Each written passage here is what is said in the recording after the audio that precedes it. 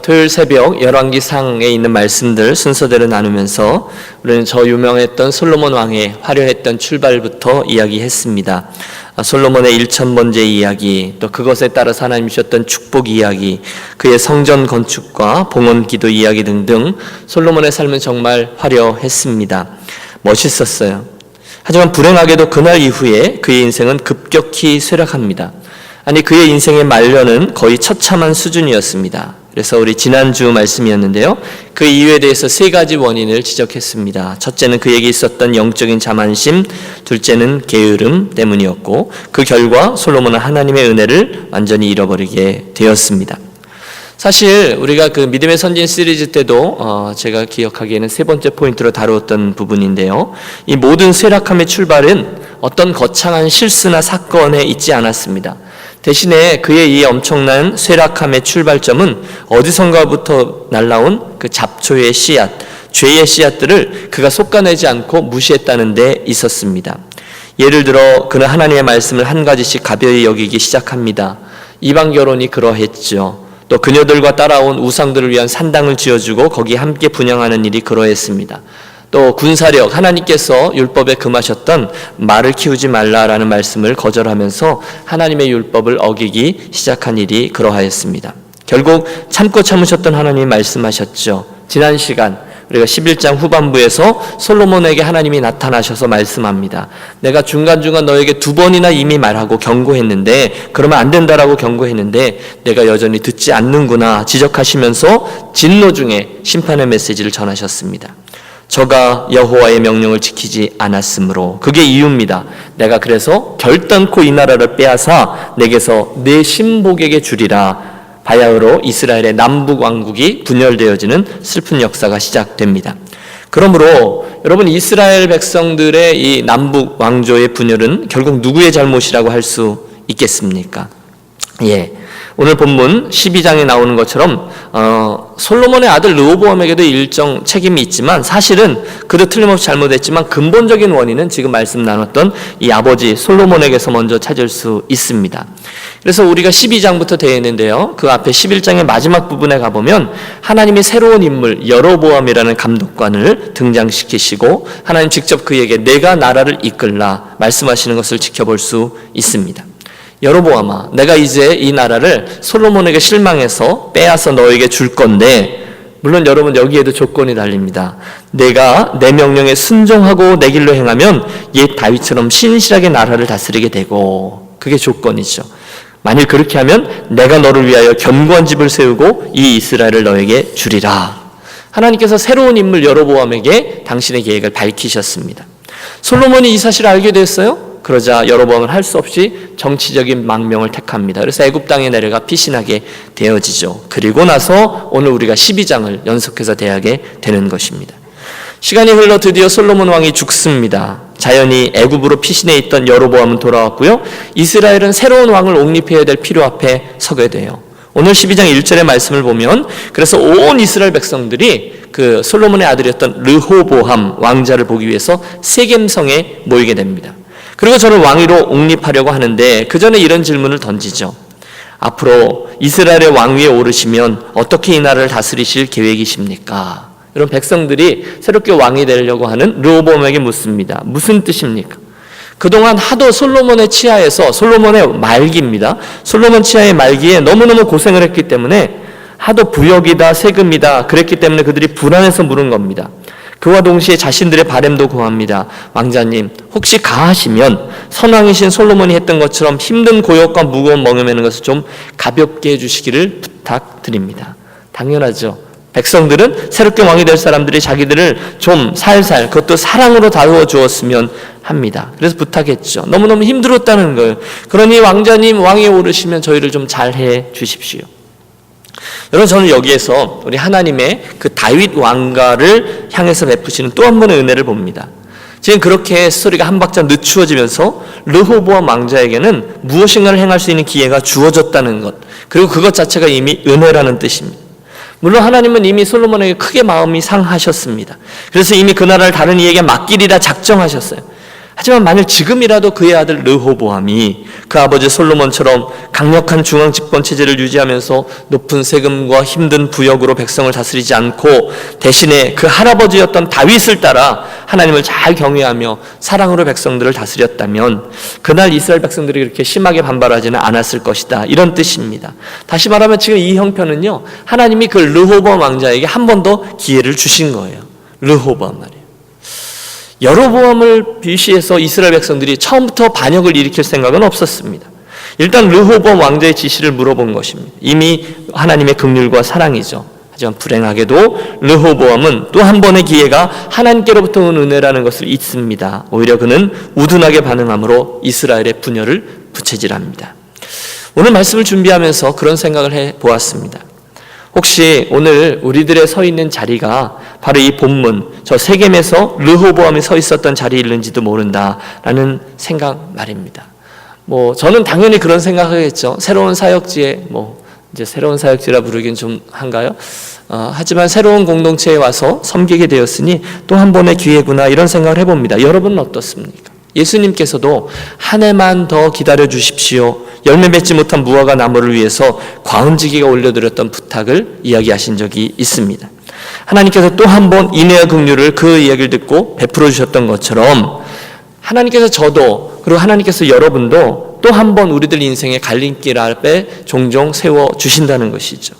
지극히 개인적으로는 예배 시간에 마음이 새로워지면 내가 또 한 번 새롭게 잘해봐야지, 그렇게 신앙적인 결심을 따르는 것일 수도 있습니다. 공동체적으로는 우리가 새로운 기회를 맞았는데 하나님 앞에 더 잘해봐야 되겠다, 이렇게 생각하는 기회일 수도 있습니다. 그때 오늘 저와 여러분이 이 르호보암의 자리에 서 있는 사람이라는 것입니다. 어떻게 행하겠느냐는 것입니다. 어떻습니까? 우리에게 새롭게 주어진 기회를 통해서 그 옛날 다윗 왕의 명을 따라서, 여호와의 명을 따라 그분의 원하시는 대로 행함으로 다시금 회복, 또다시 영광스러운 나라, 이런 것들을 세워갈 것입니까? 아니면 여전한 솔로몬의 길을 따라서 힘과 권력을 추구하는 길을 따라 처절한 역사의 심판을 받을 것입니까? 오늘 우리는 늘 선택 앞에 섭니다. 인생과 교회 공동체 행보를 통해서 둘 중에 한 가지, 오늘 하루의 삶을 또는 이번 일주일의 삶을 선택해야 합니다. 그게 늘 그런 거죠. 하나님은 언제나 저와 여러분에게 냉철한 선택을 요구하십니다.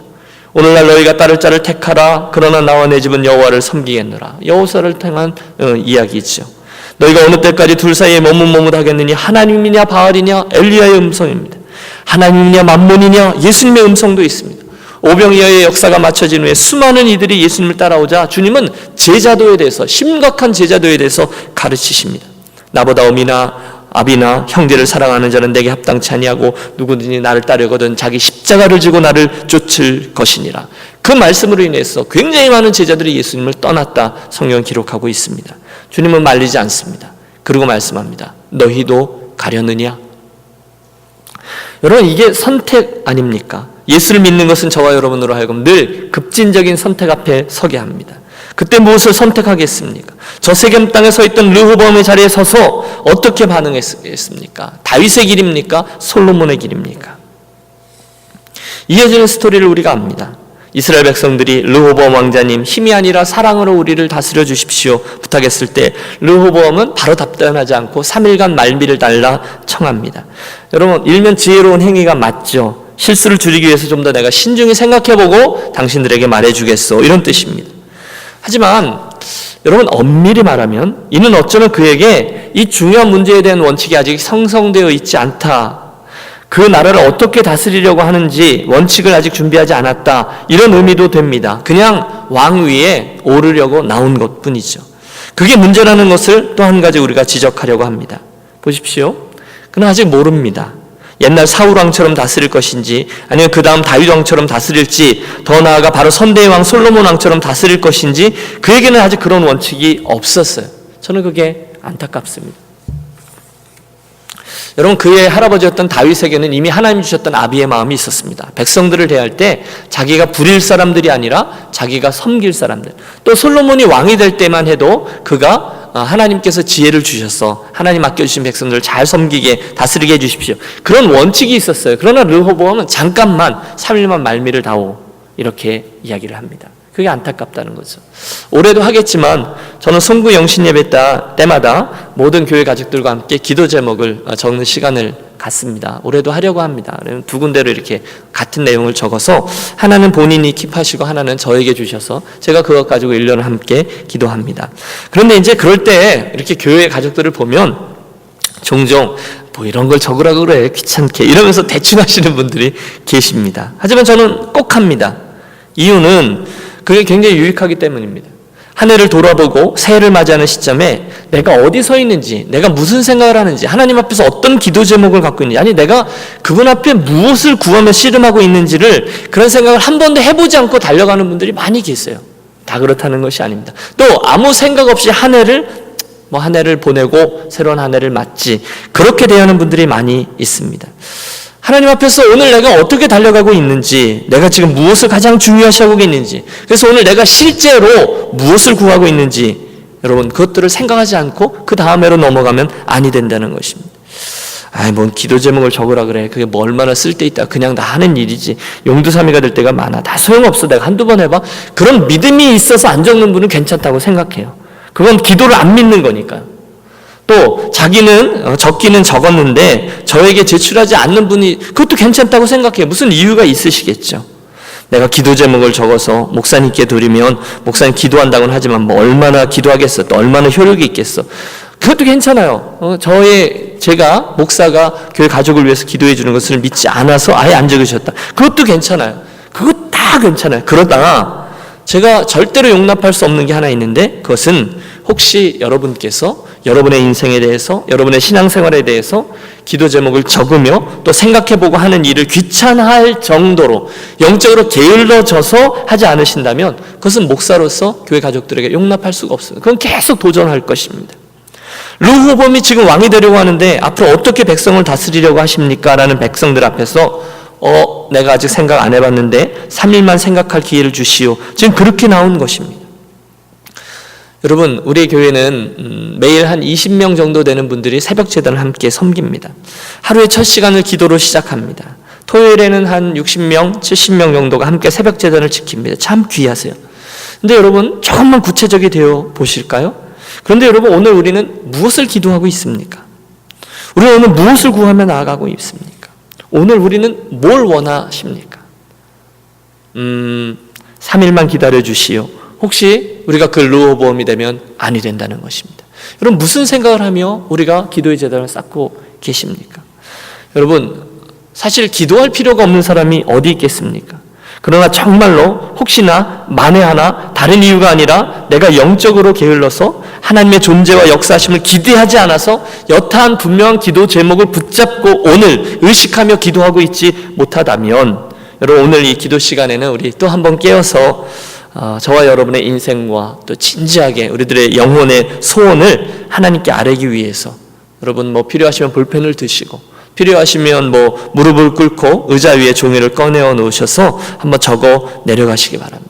그냥 시간의 흐름에 따라서 내 인생을 그냥 맡기지 말고 영적으로 오늘 깨어서 나의 필요함이 무엇인가 하나님 앞에서 정말로 파악하시고 내가 무엇을 원하는지, 내가 무엇을 구하고 있는지. 여러분, 제 이야기를 오해하지 마십시오. 우리가 기도하지 않는다 이런 의미가 아닙니다. 그러나 정신을 똑바로 차리고 내가 요즘 무엇을 구하며 어떤 영적인 씨름을 감당하며 가고 있는지를 파악하고 붙잡고 정말로 기도하자는 것입니다. 여러분, 이걸 어떻게 보면 저와 여러분의 인생을 살아가는 원칙이라고 말할 수 있을 겁니다. 큰 하나님 앞에서 내 삶의 태도일 수도 있어요. 그런 기도 제목 말입니다.